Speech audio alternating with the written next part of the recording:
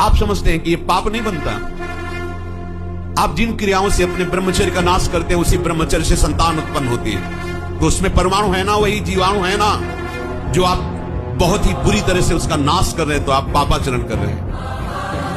आप ऐसा न समझे कि आपके द्वारा एक क्रिया हो रही तो केवल शरीर की ही हानि हो रही, आपका सर्वस्व नाश हो रहा है, अंतःकरण मलिन हो रहा है, गलत संस्कार पुष्ट हो रहे हैं और पाप का ढेर जमा हो रहा है। ऐसा मत समझो, ये सब व्यर्थ की बातें हैं।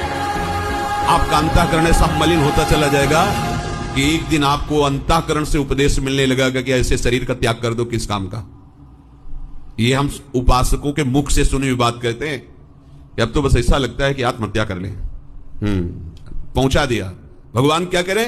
वैरिणम, देखो दुश्मन ने कैसा जाल रचा कि आप अपने आप सोचने लगे कि मैं अपने शरीर का नाश कर दूं, और दुर्गति, आत्मनन गति जाए। ये क्रम जब तक चलता रहेगा तब तक ये पाप कर्म रुकेगा नहीं। आप अपने क्रम को रोकिए। एकांत आपका बहुत पवित्र होना चाहिए, ध्यान दीजिए। ऐसा मत समझो कि कोई डांट नहीं रहा, कोई देख रहे, सब देख रहे, देखने वाले देख रहे, पर वो इसलिए नहीं बोल रहे कि जब तक आप छोड़ने की चेष्टा नहीं करोगे चुप रहेंगे। भगवान देख रहे हो क्या बोल रहे हैं आपसे, वो बोल रहे हैं, मान रहे हो क्या? तो जब रोगे, चिल्लाओगे, पिटोगे, जब फिर अपने आप तुम्हें समझ में आएगा कि आज्ञा पालन करना ही अनिवार्य है। अगर एकांत केवल रहने से भगवत प्राप्ति हो जाती तो सियार, बिल्ली, चूहा ये सब बिल में रहते, इनको भगवत प्राप्ति हो जाती। मन को मार करके शास्त्र और सदगुरुदेव की आज्ञा में जिसने जीवन बलिदान कर दिया, जीवित मर जाए उलट आप में क्षमा, ये कोई खिलवाड़ समझते हैं परमार्थ का मार्ग। जब तक गुरु आज्ञा का पालन नहीं तो जान ही नहीं पाओगे परमार्थ किसे कहते, केवल बकवास।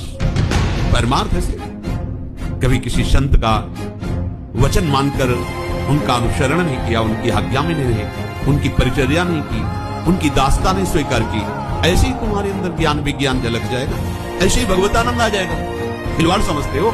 केवल उघार और नंगे रहने से, वस्त्र न पहनने से अगर भगवत प्राप्ति होती तो सृष्टि में कितने ऐसे जीव हैं जिनके लिए कोई वस्त्र का विधान नहीं है, ऐसे जीते हैं। पानी पीने से केवल भगवत प्राप्ति, कितने जीव पानी पी के रहते हैं।